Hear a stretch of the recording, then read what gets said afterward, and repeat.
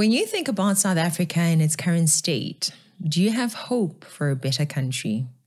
What are some disturbing problems that come top of mind when you consider our nation? Maybe crime, poverty, and corruption. All that can be very discouraging. But what if I told you that there is a country which managed to pull itself out of the mud of high crime, poverty, and corruption in less than 30 years? Wouldn't you want South Africa to learn as much as it can from that country? Welcome to Citizen Concerned, where we remind you to beware of the comrades. I'm Katlego, and if you happen to get some knowledge from this video, please subscribe and share the link with another citizen. The country we are talking about today is El Salvador, which saw a huge, much-needed change under the leadership of President Nayib Bukele, who was elected in 2019. A lot of good has happened in the 5 years of his presidency, and some of this good came in the form of President Bukele instituting a zero-tolerance policy towards crime, which has resulted in the homicides per every 100,000 inhabitants declining from 105 to 2. Imagine what such a policy would do to South Africa's crime rates. Just imagine. There are some South Africans living abroad who send us DMs about how they miss South Africa and desire to come back home, but are deterred by the current political, economic, and social status of our beautiful nation. Well, since Nayib Bukele became president, the number of citizens leaving El Salvador for the United States has declined. Marlon Agaton Vasquez says he was thinking about migrating to the U.S. illegally because of the lack of jobs in El Salvador. But he says things have changed, so he stayed and now has a job. And it seems like he's not alone. According to U.S. Customs and Border Protection, the number of Salvadorians entering the U.S. illegally has decreased, especially between 2022 and 2023, when roughly 35,000 fewer migrants from El Salvador were detained attempting to cross the border. And I believe that South Africa too can change in a way that South Africans living across the globe can feel at ease to come back home, and those considering migrating can see no need to. Let's do a quick comparison between South Africa and El Salvador. Both nations experienced relatively high numbers of civilian deaths. El Salvador experienced a history of several military dictatorships and a civil war that led to the death of 75,000 civilians in 12 years. South Africa experienced a history of apartheid and political fighting that led to the death of 21,000 civilians in 46 years. And these are figures according to the Truth and Reconciliation Commission. So when it comes to the loss of innocent lives, both countries experienced this horror. Another similarity is in crime and homicides. In 2022-2023, South Africa was sitting at 45 homicides per 100,000 people. And while this is very, very bad, it is better than El Salvador's homicide rates of 105 per 100,000 people. It was so bad that El Salvador was even called the most dangerous country in the world. And I'm not saying this to make South Africa look like an angel country, but rather to encourage us that if El Salvador could move from 105 to 2 homicides per 100,000 people, then surely South Africa can move from 45 to 1 or even none. It is possible. If El Salvador can move from the most dangerous country in the world to the safest country in the Western Hemisphere, imagine the change from crime to safety South Africa can experience. Finally, let's consider the matter of poverty. El Salvador faced high levels of gang-related violence, with criminal organizations exerting control over many communities. The gangs were an economic burden, costing Salvadorans an estimated 3% of GDP in extortion payments annually, contributing to poverty of the citizens. In the span of less than a decade, gangs took control of all the country and our society. They evolved into a parallel government, controlling elections and even political parties. Every aspect of the daily life of most people was controlled by the gangs. Murder capital of the world is a tragic title to hold. Getting rid of that was the bare minimum we had to achieve in order to even start thinking about rebuilding our country. In 2018, 33% of Salvadorans were living in poverty, and in 2022, that rate had declined to 27%. I mention this to show that the high levels of unemployment, poverty, and inequality that we see in South Africa can also be reduced, and we can see economic improvement in our nation. It is possible. What about the issue of corruption? Both El Salvador and South Africa have experienced high levels of corruption. But instead of the SIU waiting weeks, months, and even years to get permission to investigate corruption cases or allegations against members of parliament, President Nayib Bukele ordered a surprise corruption probe on all his own ministers. Como pueden ver ustedes todos, los que estamos aquí reunidos son parte del Ejecutivo, del órgano ejecutivo, que es del cual yo estoy encargado, a excepción de una persona. Es el fiscal general que está aquí, él no es del Ejecutivo. Y está acá por una razón bien sencilla, y es porque le quiero pedir en público de que investiguemos a todos los que están acá. Pero hay algo que yo sí le tengo miedo, y es a dejar un mal legado. Y hay presidentes, unos presos, otros fugitivos, pero la mayoría son recordados como ladrones. Yo no quiero ser recordado como el ladrón. Entonces yo no robo, porque no quiero ser recordado como el ladrón o el corrupto. I mean, we cannot keep complaining about corruption and speak about how we are anti-corruption, but allow ministers and members of parliament who have various corruption allegations hanging over their heads without any arrest or any investigation. Imagine if such a probe on all MPs and ministers is ordered in South Africa.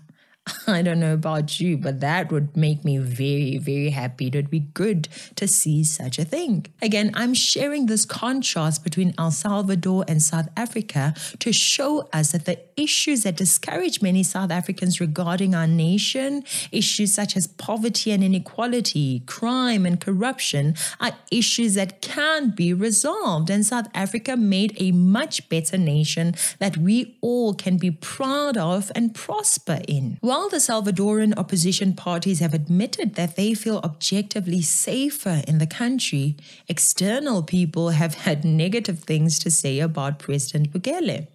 As can be expected, not everyone in the world was very pleased with the methods through which President Nayib Bukele brought the decline of crime, corruption, and poverty rates. Many have called him a dictator that does not respect the human rights of gang members. And this is what President Bukele had to say about that.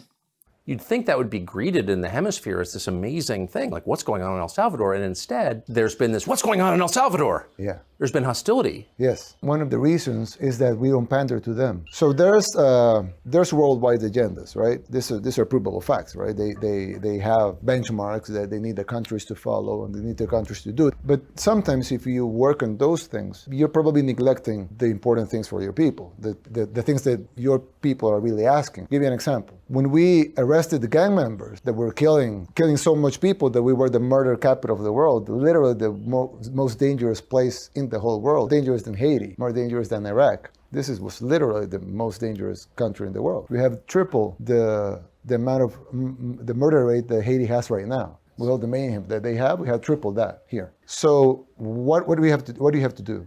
You have to stop that, right? I mean, it's a no-brainer. I mean, you don't even need to have a big thought process. You have to stop that. That's the first thing you have to do. When we did that, we got huge condemnations. You name it. Say an organization, we got a condemnation from them. So, and a lot of them were human rights organizations. And you would ask, but what about the human right of a woman not to be raped? I mean, what about the human right of kids to play or to be free or to go to the park? And what about the human right to live or the human right to walk in the street? But no, they were worried about the human rights of the killers. This makes me think about how some members of the ANC care more about not offending their alliance partners, that is COSATU and SACP, as well as some of their members who are against their coalition with the DA, DA than they care about how the coalition with the DA may benefit the citizens. And mind you, these are citizens that these people have taken an oath to care for and to serve. I know we have already cast our 2024 votes, but we know that the votes are coming again in 2 years, right? And I'd like to advise us all to critically seek out leaders who care more about our well-being as citizens, more than they care about not hurting the feelings of their comrades. Who gets to decide whether the policies in a country are right or an abuse of power? Definitely the people who live there should have the first say. And they seem to have decided, re-electing Bukele to a second term with more than 80% of the vote. I'm just saying. Let's move on regarding El Salvador versus South Africa. Now, what about President Nayib and his leadership is so special? What enabled him to transform the most dangerous country in the world to the safest country in the Western Hemisphere? I would say courage, logic, and faith. What do I mean? Well, take a look at this. I mean, who elected Soros to dictate public policy and laws? Why does he feel entitled to impose his agenda? Let me tell you something. Soros and his cronies hit a brick wall in El Salvador.